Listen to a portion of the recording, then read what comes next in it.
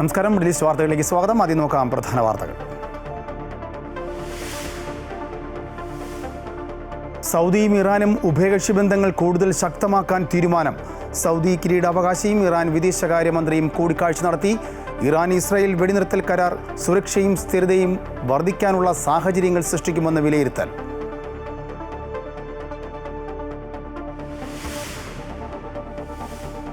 ചില രാജ്യക്കാർക്ക് മാത്രം മാനദണ്ഡങ്ങളിൽ ഇളവ് നൽകി ആജീവനാന്ത ഗോൾഡൻ വിസ അനുവദിക്കുന്നു എന്ന വാർത്ത തള്ളി UAE. വിസ നടപടിക്ക് ഏജൻസികളെ ഔദ്യോഗികമായി ചുമതലപ്പെടുത്തിയിട്ടില്ലെന്ന വിശദീകരണം. തെറ്റായ വിവരങ്ങൾ നൽകുന്നവർക്കെതിരെ നിയമ നടപടികൾ ഉണ്ടാകും. ഒമാനിൽ തൊഴിൽ കരാർ കാലാവധി കഴിഞ്ഞവർക്ക് പിഴ കൂടാതെ കരാർ പുതുക്കാനുള്ള അവസരം ജൂലൈ 31 അവസാനിക്കും.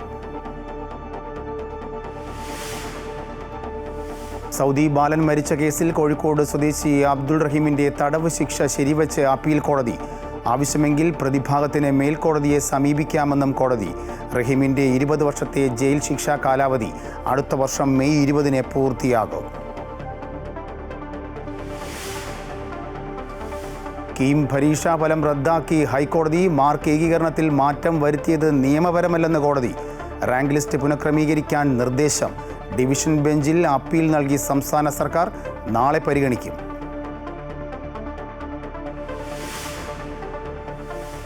സുരേഷ് ഗോപി ചിത്രം JSK തിയേറ്ററിലെത്താൻ വഴിയൊരുങ്ങുന്നു. സിനിമയുടെ പേര് മാറ്റി ജാനകി V എന്നാക്കാമെന്നും കോടതി രംഗങ്ങളിൽ പേര് മ്യൂട്ട് ചെയ്യുമെന്നും നിർമ്മാതാക്കൾ ഹൈക്കോടതിയിൽ.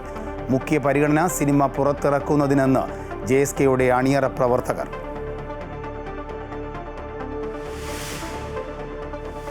ഇന്ത്യ ഇംഗ്ലണ്ട് 3-ാം ടെസ്റ്റിന് നാളെ ലോർഡ്സിൽ തുടക്കം. ബുംറ തിരിച്ചെത്തും. ഫിഫ ക്ലബ് ലോകകപ്പ് ഫൈനലിൽ ചെൽസിയുടെ എതിരാളികളെ ഇന്നറിയാം. റയൽ മാഡ്രിഡ് PSG സെമി മത്സരം 12:30.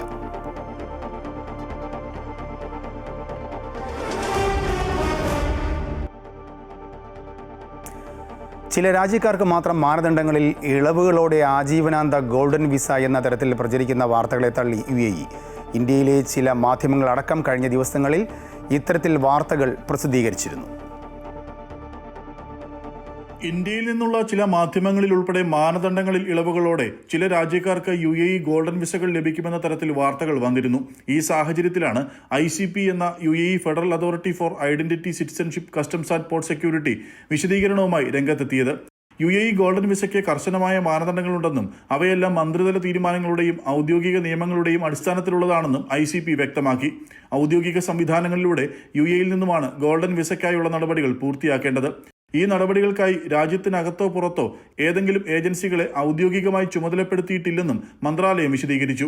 അപേക്ഷകർക്ക് സുരക്ഷിതമായി മന്ത്രാലയത്തിന്റെ ഡിജിറ്റൽ പ്ലാറ്റ്ഫോമുകളിലൂടെ സേവനങ്ങൾ ലഭ്യമാക്കിയിട്ടുണ്ടെന്നും തെറ്റായ വിവരങ്ങളും അവകാശവാദങ്ങളും പ്രചരിപ്പിക്കുന്നവർക്കെതിരെ നിയമ നടപടികൾ സ്വീകരിക്കുമെന്നും UAE federal authority four identity, citizenship, customs and port security മുന്നറിയിപ്പ് നൽകി.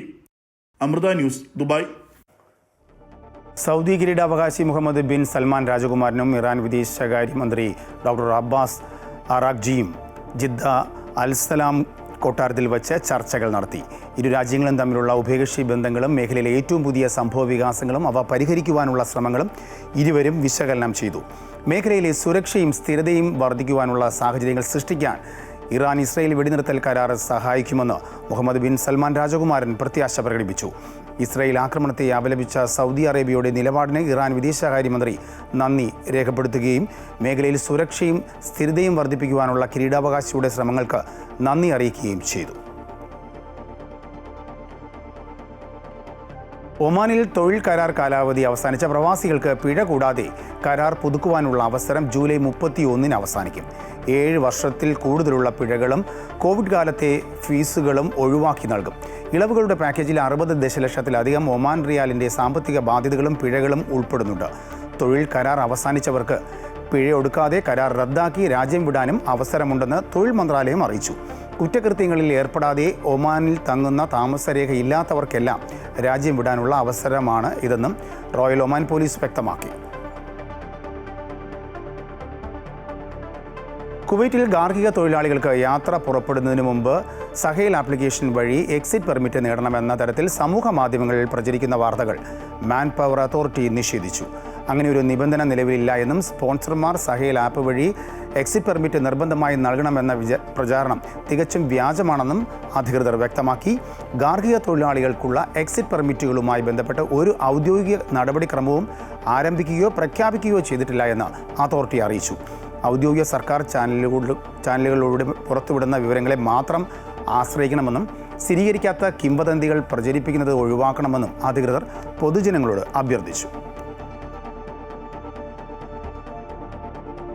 വിദേശികൾക്ക് സൗദിയിൽ റിയാദ്, ജിദ്ദ നഗരങ്ങളിലടക്കം ഭൂമിശാസ്ത്രപരമായ പ്രത്യേക പ്രദേശങ്ങളിൽ ഭൂമി വാങ്ങാൻ അനുവദിക്കുന്ന നിയമത്തിന് സൗദി മന്ത്രിസഭ അംഗീകാരം നൽകി. കിരീടാവകാശി മുഹമ്മദ് ബിൻ സൽമാൻ രാജകുമാരൻ്റെ അധ്യക്ഷതയിൽ ജിദ്ദ അൽസലാം കൊട്ടാരത്തിൽ ചേർന്ന പ്രതിവാര മന്ത്രിസഭാ യോഗമാണ് തീരുമാനമെടുത്തത്. വിദേശികൾക്കുള്ള പരിഷ്കരിച്ച റിയൽ എസ്റ്റേറ്റ് ഉടമസ്ഥാവകാശ നിയമം അടുത്ത വർഷം ആദ്യം മുതൽ പ്രാബല്യത്തിൽ വരും. പുതിയ നിയമം പ്രാബല്യത്തിൽ വരുന്നതോടെ വിദേശികൾക്ക് ഭൂമിശാസ്ത്രപരമായ പ്രത്യേക പ്രദേശങ്ങളിൽ റിയൽ എസ്റ്റേറ്റ് സ്വന്തമാക്കാൻ കഴിയും. മക്കയിലും മദീനയിലും ഇതിന് പ്രത്യേക വ്യവസ്ഥകൾ ഉണ്ടാകുമെന്നും നഗരസഭാ പാർപ്പിടകാര്യമന്ത്രി അറിയിച്ചു. കുവൈറ്റിൽ മന്ത്രവാദത്തിന് വേണ്ടി ഉപയോഗിക്കുന്ന നിരവധി സാമഗ്രികൾ പിടിച്ചെടുത്തു. ദുർമന്ത്രവാദത്തിന് ഉപയോഗിക്കുന്നതായി സംശയിക്കുന്ന താലിമാലകൾ, കടലാസുകൾ, തകിടുകൾ മുതലായ വസ്തുക്കളാണ് കണ്ടെത്തിയത്. ചുവീക് തുറമുഖത്തെ northern ports and Failaka island customs വിഭാഗത്തിലെ ജീവനക്കാർ നടത്തിയ പരിശോധനയിലാണ് ഇവ പിടിച്ചെടുത്തത്. ലഗേജുകളുടെ ഉള്ളടക്കത്തിൽ തോന്നിയ സംശയത്തെ തുടർന്ന് ഉദ്യോഗസ്ഥർ പ്രത്യേക പരിശോധന നടത്തുകയായിരുന്നു. ശരീഅത്ത് നിയമപ്രകാരം രാജ്യത്ത് നിരോധിച്ചിരിക്കുന്ന ഇത്തരം ദുരാചാരങ്ങളിൽ നിന്നും സമൂഹത്തെ സംരക്ഷിക്കുന്നതിനുള്ള നിരന്തരമായ ശ്രമങ്ങളുടെ ഭാഗമായാണ് ഇതെന്ന് അധികൃതർ വ്യക്തമാക്കി. ഇത്തരം സാധനങ്ങൾ രാജ്യത്തേക്ക് കൊണ്ടുവരുന്നതും ഉപയോഗിക്കുന്നതും കടുത്ത നിയമലംഘനവും സമൂഹത്തിൻ്റെ സുരക്ഷയ്ക്ക് ഭീഷണിയുമാണെന്ന് കസ്റ്റംസ് ജനറൽ അഡ്മിനിസ്ട്രേഷൻ അറിയിച്ചു. സൗദി ബാലൻ കൊല്ലപ്പെട്ട കേസുമായി ബന്ധപ്പെട്ട് റിയാദ് ജയിലിൽ കഴിയുന്ന കോഴിക്കോട് ഫറോക്ക് സ്വദേശി അബ്ദുൾ റഹീമിൻ്റെ തടവ് 20 വർഷം എന്ന കീഴ്ക്കോടതി വിധി അപ്പീൽ കോടതി ശരിവച്ചു. കഴിഞ്ഞ മെയ് 26-നാണ് 20 വർഷത്തെ തടവിന് വിധിച്ചുള്ള റിയാദ് ക്രിമിനൽ കോടതിയുടെ ഉത്തരവുണ്ടായത്. വിധിക്ക് ശേഷം പബ്ലിക് പ്രോസിക്യൂഷൻ അപ്പീലുമായി മേൽക്കോടതിയെ സമീപിക്കുകയായിരുന്നു. ശിക്ഷ കൂട്ടണമെന്നായിരുന്നു ആവശ്യം. റഹീമിൻ്റെ 20 വർഷത്തെ ജയിൽ ശിക്ഷാ കാലാവധി അടുത്ത വർഷം മെയ് 20-ന് പൂർത്തിയാകും. പ്രത്യേക ഇളവുകൾ ഇല്ല എങ്കിൽ റഹീം അന്ന് മോചിതനാകും.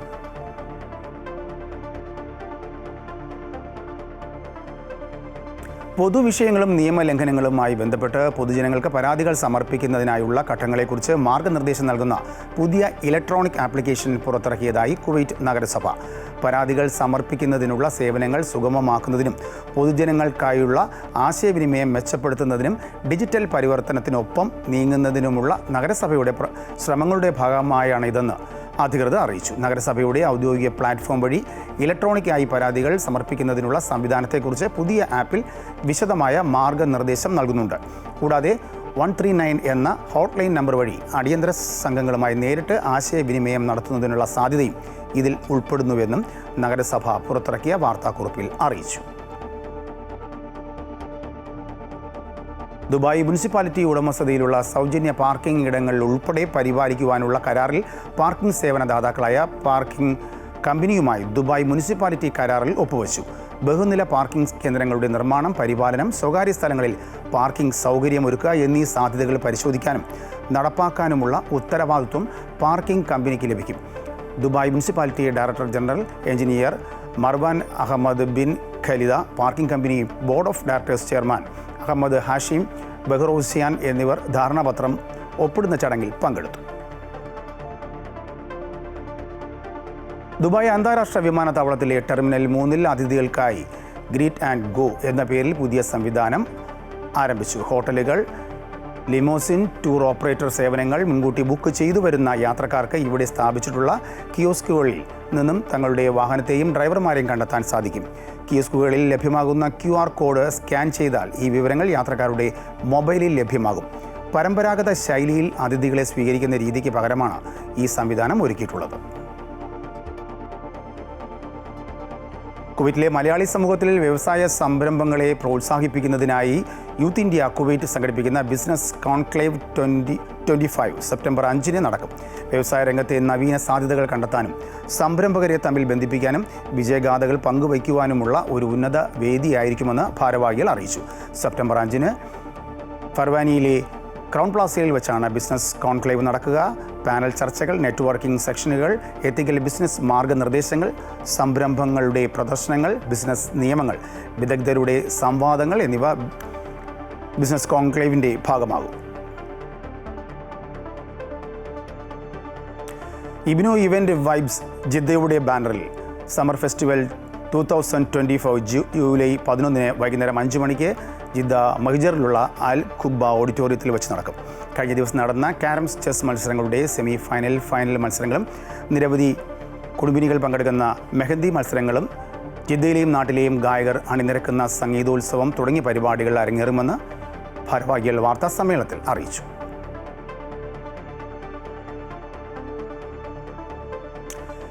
കേന്ദ്ര സർക്കാരിൻ്റെ തൊഴിലാളി വിരുദ്ധ നയങ്ങൾക്കെതിരായ ദേശീയ പണിമുടക്ക് ദേശീയ തലത്തിൽ ജനങ്ങളെ ബാധിച്ചില്ല.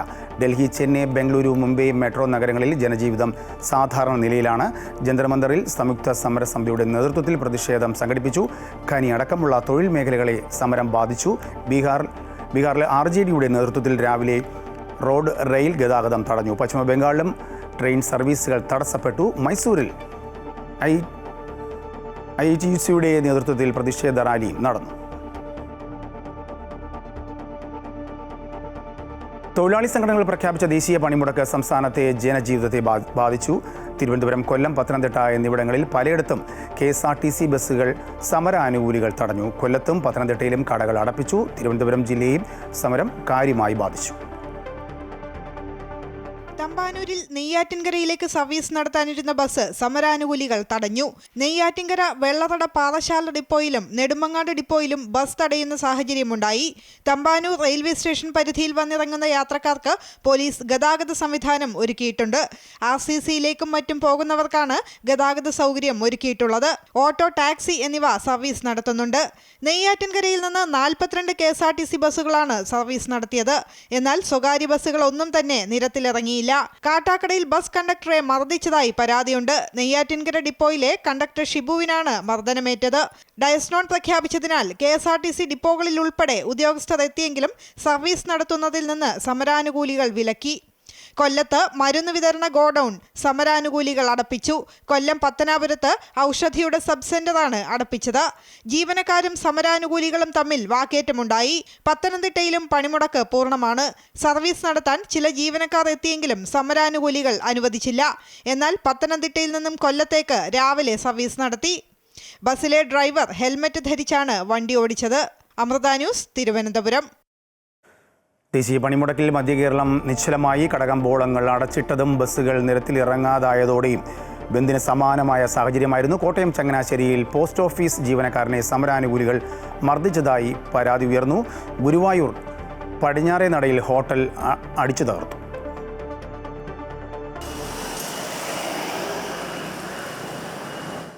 അവശ്യ സർവീസുകൾ ഒഴിച്ച് മറ്റു വാഹനങ്ങളൊന്നും നിരത്തിലിറങ്ങാത്ത സാഹചര്യമായിരുന്നു മധ്യ കേരളത്തിൽ.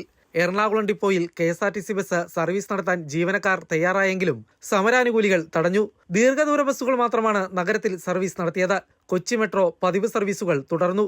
പണിമുടക്ക് ദിവസത്തിൽ തുറന്നു പ്രവർത്തിക്കാൻ ശ്രമിച്ച കടകൾ നിർബന്ധപൂർവ്വം അടപ്പിച്ചത് ബന്ദിന് സമാനമായ സാഹചര്യം സൃഷ്ടിച്ചു. ഗുരുവായൂർ ക്ഷേത്ര പടിഞ്ഞാറേ നടയിലെ ഹോട്ടൽ ഹർത്താൽ അനുകൂലികൾ അടിച്ചു തകർത്തു. സ്ത്രീകളും കുട്ടികളും അടക്കം ഭക്ഷണം കഴിക്കുമ്പോഴാണ് സംഘർഷമുണ്ടായത്.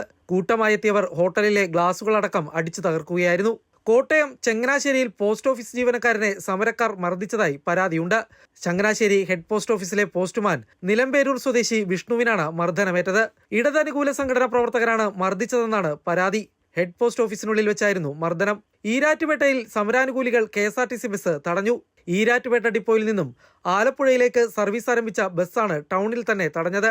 ഇടുക്കി കട്ടപ്പന ഹെഡ് പോസ്റ്റ് ഓഫീസും ഇറിഗേഷൻ ഓഫീസും സമരക്കാർ അടപ്പിച്ചു.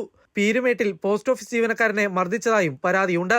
കടകമ്പോളങ്ങൾ അടച്ചിട്ട് വ്യാപാരികൾ പ്രതിഷേധത്തിന്റെ ഭാഗമായതോടെ ആലപ്പുഴ നഗരവും നിശ്ചലമായി. വിവിധ ബ്യൂറോകൾക്കൊപ്പം അമൃത ന്യൂസ്, കൊച്ചി. ദേശീയ പണിമുടക്ക് മലബാറിലെ ജനജീവിതത്തെയും കാര്യമായി ബാധിച്ചു. കോഴിക്കോട് KSRTC ബസ് സ്റ്റാൻഡിൽ നിന്നും ബസ്സുകൾ ഒന്നും തന്നെ പുറപ്പെട്ടിരുന്നില്ല.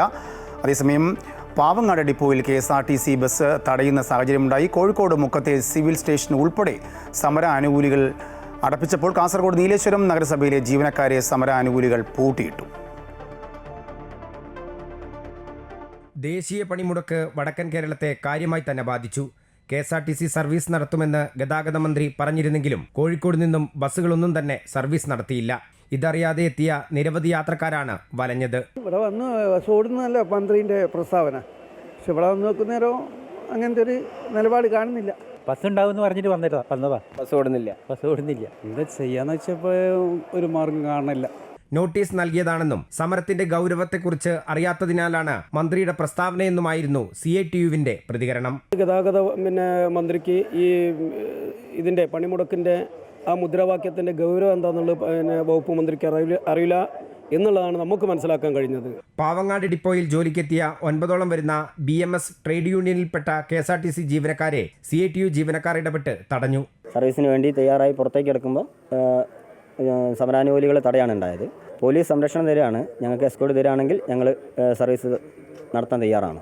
കോഴിക്കോട് മുക്കത്ത് സമരാനുകൂലികൾ നിരവധി സ്വകാര്യ ധനകാര്യ സ്ഥാപനങ്ങളും മറ്റ് സ്വകാര്യ സ്ഥാപനങ്ങളും അടപ്പിച്ചു. ചരക്ക് കയറ്റിയ വാഹനങ്ങൾ തടഞ്ഞതിനൊപ്പം മീൻ മാർക്കറ്റും പൂട്ടിച്ചു. മുക്കം സിവിൽ സ്റ്റേഷനും കൃഷിഭവനും AE ഓഫീസും സമരാനുകൂലികൾ ഇടപെട്ട് അടപ്പിച്ചു. പൊതുപണിമുടക്കിന്റെ ഭാഗമായി തൊഴിലാളി സംഘടനകൾ കോഴിക്കോട് ആദായനികുതി വകുപ്പ് ഓഫീസിലേക്ക് മാർച്ച് നടത്തി. March LDF convener TP Ramakrishnan ഉദ്ഘാടനം ചെയ്തു. ഈ പണിമുടക്ക് വൻ വിജയമായി എന്നുള്ളതിനെയാണ് തൊഴിൽശാലകളിൽ, വ്യവസായശാലകളിൽ, തൊഴിൽ കേന്ദ്രങ്ങളിൽ പണിമുടക്കിയതിന്റെ ഭാഗമായി വലിയ തോതിലുള്ള സ്തംഭനം ഇന്ന് രാജ്യം നേരിടുകയാണ്. കാസർഗോഡ് നീലേശ്വരം നഗരസഭയിൽ ജീവനക്കാരെ പൂട്ടിയിട്ടു. അമൃത ന്യൂസ്, കോഴിക്കോട്. നിപ നിർണയത്തിനായുള്ള കോഴിക്കോട് മെഡിക്കൽ കോളേജിലെ നിർദ്ദിഷ്ട വൈറോളജി ലാബിൻ്റെ നിർമ്മാണ പ്രവർത്തനങ്ങൾ അനിശ്ചിതത്വത്തിൽ. 6 വർഷം മുമ്പ് നിർമ്മാണം ആരംഭിച്ചുവെങ്കിലും ഇതുവരെയും പൂർത്തിയാക്കാനായിട്ടില്ല. BSL-3 വൈറോളജി ലാബ് നിർമ്മാണം സമയബന്ധിതമായി പൂർത്തിയാക്കുന്നതിൽ വലിയ വീഴ്ചയാണ് ഉണ്ടായിട്ടുള്ളതെന്ന് മെഡിക്കൽ കോളേജ് സംരക്ഷണ സമിതി ആരോപിച്ചു. 6 വർഷം മുമ്പ് നിപ്പ കോഴിക്കോട്ട് ആദ്യമായി റിപ്പോർട്ട് ചെയ്ത കാലത്ത് വൈറോളജി ലാബിന്റെ നിർമ്മാണം ആരംഭിച്ചെങ്കിലും ഇപ്പോഴും എവിടെയും എത്തിയിട്ടില്ല. ഇന്ത്യൻ കൗൺസിൽ ഓഫ് മെഡിക്കൽ റിസർച്ചിന്റെയാണ് BSL-3 വൈറോളജി ലാബ്. ICMR അനുവദിച്ച 5.5 കോടി രൂപയുടെ ഫണ്ട് ഉപയോഗിച്ച് 2019 ലാബിന്റെ നിർമ്മാണ പ്രവർത്തനം ആരംഭിച്ചു. പിന്നീട് എസ്റ്റിമേറ്റ് 11 കോടിയാക്കി ഉയർത്തി. വൈറോളജി ലാബിന്റെ നിർമ്മാണ ചുമതല കേന്ദ്ര പൊതുമരാമത്ത് വകുപ്പിനാണ്. ലാബിൽ സ്ഥാപിക്കേണ്ട വില കൂടിയ ഉപകരണങ്ങൾ കെട്ടിടത്തിന് പുറത്തും അകത്തുമായി ഇറക്കി വെച്ചിട്ട് മാസങ്ങളായി. കനത്ത മഴയിലും ടാർപോളിൻ കൊണ്ട് മൂടിയ ചില ഉപകരണങ്ങൾ കെട്ടിടത്തിന് പുറത്തിട്ടിരിക്കുകയാണ്. കേരള മെഡിക്കൽ സർവീസ് കോർപ്പറേഷൻ വഴിയാണ് ലാബിലേക്കുള്ള ഉപകരണങ്ങൾ വിതരണം ചെയ്യുന്നത്. ഗുജറാത്തിലെ കമ്പനിയിൽ നിന്ന് ലാബിലേക്ക് കൊണ്ടുവന്ന പല ഉപകരണങ്ങളും നിലവാരം കുറഞ്ഞവയാണെന്ന് കണ്ടെത്തിയതോടെ തിരിച്ചയച്ചിരുന്നു. പകരം ഉപകരണങ്ങൾ ഇനി വരേണ്ടതുണ്ട്. പണ്ട് ആരോ പറഞ്ഞതുപോലെ വരുന്നുണ്ട് എന്ന് പറഞ്ഞ രൂപത്തിലേക്കാണ് കാലിക്കറ്റ് മെഡിക്കൽ കോളേജിൽ ഈ വൈറോളജി ലാബിനുള്ള ബിൽഡിംഗ് ഉണ്ടാക്കുകയും അതിനുള്ള കാര്യങ്ങളും ചെയ്തുകൊണ്ടിരിക്കുന്നത്. അത് പ്രാവർത്തികമാക്കാനുള്ള നടപടികൾ സ്വീകരിക്കണമെന്നാണ് ഈ സമയത്ത് മെഡിക്കൽ കോളേജ് സമിതിക്ക് ആവശ്യപ്പെടാനുള്ളത്. ഓരോ വർഷവും നിപ്പ റിപ്പോർട്ട് ചെയ്യുമ്പോൾ മാത്രമാണ് വൈറോളജി ലാബിനെ കുറിച്ചുള്ള ചർച്ചകൾ ഉണ്ടാകാറുള്ളത്. പുതിയ ഉപകരണങ്ങൾ എത്തുന്ന മുറയ്ക്ക് ലാബിന്റെ പ്രവർത്തനം വൈകാതെ തുടങ്ങാനാവുമെന്നാണ് മെഡിക്കൽ കോളേജ് അധികൃതരുടെ വിശദീകരണം. ഓരോ തവണ നിപ്പ റിപ്പോർട്ട് ചെയ്യുമ്പോഴും കുതിരവട്ടം പപ്പ് പറയുന്ന പോലെ ഇപ്പോൾ ശരിയാക്കി തരാം എന്നാണ് ആരോഗ്യവകുപ്പ് പറയുന്നത്. ഇതുപോലുള്ള യന്ത്രസാമഗ്രികൾ ഇവിടെയുണ്ട്. എന്നാൽ ഇതിൻ്റെ കെട്ടിടത്തിൻ്റെ നിർമ്മാണം പോലും ഇതുവരെയും പൂർത്തിയാക്കാൻ കഴിഞ്ഞിട്ടില്ല. കെടുകാര്യസ്ഥതയുടെ ഏറ്റവും വലിയ ഉദാഹരണമായി ഈ വൈറോളജി ഇൻസ്റ്റിറ്റ്യൂട്ട് ഇവിടെയുണ്ട്. ക്യാമറാമാൻ മനോജ് പേരാമ്പ്രയ്ക്കൊപ്പം S വിനേഷ് കുമാർ, അമൃത ന്യൂസ്, കോഴിക്കോട്. സംസ്ഥാനത്ത് UDFന്റെ അടുത്ത മുഖ്യമന്ത്രിയാകാൻ യോഗ്യൻ താനാണെന്ന സർവേ ഫലം പങ്കുവച്ച് ശശി തരൂർ. സ്വകാര്യ ഏജൻസിയുടെ സർവേയിൽ 28.3% പേർ തരൂർ മുഖ്യമന്ത്രിയാകണമെന്ന് അഭിപ്രായപ്പെട്ടതായാണ് പറയുന്നത്. അതേസമയം സർവേയോട് കോൺഗ്രസ് നേതാക്കൾ പ്രതികരിച്ചിട്ടില്ല. സംസ്ഥാനത്ത് അടുത്ത മുഖ്യമന്ത്രിയാകാൻ യോഗ്യൻ താനാണെന്ന സ്വകാര്യ ഏജൻസിയുടെ സർവേ ഫലം എക്സിലൂടെയാണ് തരൂർ പങ്കുവച്ചത്. കൂപ്പുകൈ ഇമോജിയോടെയാണ് തരൂർ ഇത് പങ്കുവച്ചത്. കേരള വോട്ട് വൈബ് എന്ന സ്വകാര്യ ഏജൻസിയാണ് സർവേ നടത്തിയത്. കേരളത്തിൽ ശക്തമായ ഭരണവിരുദ്ധ തരംഗമുണ്ടെന്നാണ് വ്യക്തമാക്കുന്നത്. സിറ്റിംഗ് MLA-മാരെ മാറ്റണമെന്നാണ് പങ്കെടുത്ത 62% പേരും ആഗ്രഹിക്കുന്നതെന്ന് സർവേ ഫലം പറയുന്നു. 23% പേർ മാത്രമാണ് നിലവിലുള്ള MLA-മാർ തുടരണമെന്ന് ആഗ്രഹിക്കുന്നത്. 15.4% മാത്രമാണ് മുഖ്യമന്ത്രി സ്ഥാനത്തേക്കുള്ള VD സതീശനുള്ള പിന്തുണ പ്രഖ്യാപിക്കുന്നത്. 28.3 പേർ ശശി തരൂരിന് അനുകൂലമായാണ് പ്രതികരിച്ചത്. UDF-ൽ ആരാകും മുഖ്യമന്ത്രി എന്ന കാര്യത്തിൽ അനിശ്ചിതത്വമുണ്ടെന്ന് 27% പേരും അഭിപ്രായപ്പെടുന്നു. അതേസമയം സംസ്ഥാനത്ത് ഭരണവിരുദ്ധ വികാരം ശക്തമാണെന്നും KK ശൈലജയ്ക്ക് പിന്നിലാണ് മുഖ്യമന്ത്രി പിണറായി വിജയന്റെ ജനസമിതിയെന്നും സർവേയിൽ പറയുന്നു. മുഖ്യമന്ത്രിയായി പിണറായി വിജയനെ 17.5% പേർ പിന്തുണച്ചപ്പോൾ 24.2% KK ശൈലജയ്ക്കുള്ള പിന്തുണ. കഴിഞ്ഞ കുറച്ചു നാളുകളായി തരൂരിന്റെ നിലപാടുകൾ UDF-ന് തലവേദനയുണ്ടാക്കുന്നുണ്ട്.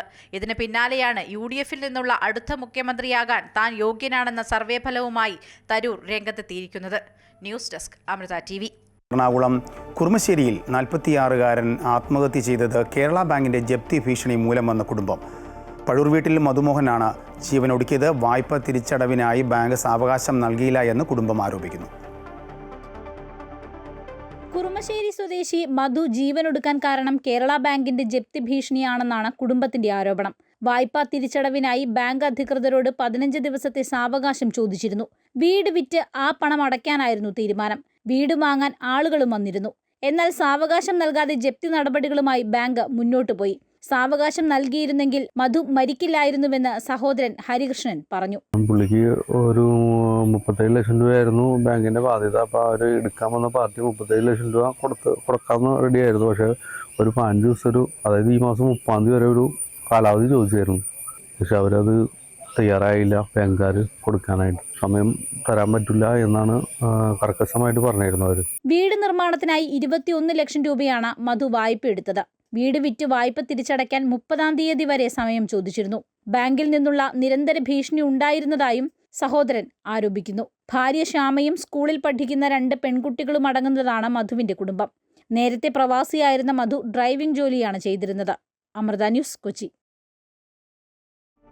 സംസ്ഥാനത്തെ ജലോത്സവങ്ങൾക്ക് തുടക്കം കുറിച്ചുകൊണ്ട് നടന്ന ചമ്പക്കുളം മൂലം വള്ളംകളിയിൽ ചെറുതന പുത്തൻചുണ്ടൻ ജേതാക്കളായി. ചമ്പക്കുളം 2ാമതും വലിയ ദിവാൻജി 3ാമതും എത്തി. ദേശീയ പണിമുടക്ക് ദിവസം നടന്ന വള്ളംകളി കാണാൻ 10,000-കണക്കിന് ആളുകളാണ് എത്തിയിരുന്നത്.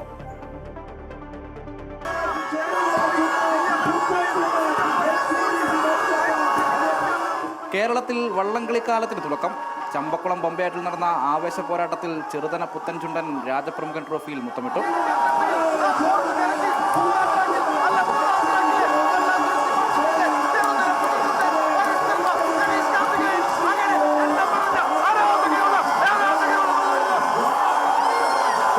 ഫൈനൽ മത്സരത്തിൽ ചമ്പക്കുളവും ആയാപറമ്പ് വലിയ ദിവാൻജിയും ചെറുതന പുത്തൻചുണ്ടനും തമ്മിൽ ഏറ്റുമുട്ടിയപ്പോൾ കഴിഞ്ഞ വർഷത്തെ വിജയി വലിയ ദിവാൻജിയെ അരവള്ളപ്പാടുകൾക്ക് അപ്പുറം പിന്നിലാക്കിയാണ് ചെറുതന ചുണ്ടൻ രാജപ്രമുഖൻ ട്രോഫിയിൽ മുത്തമിട്ടത്.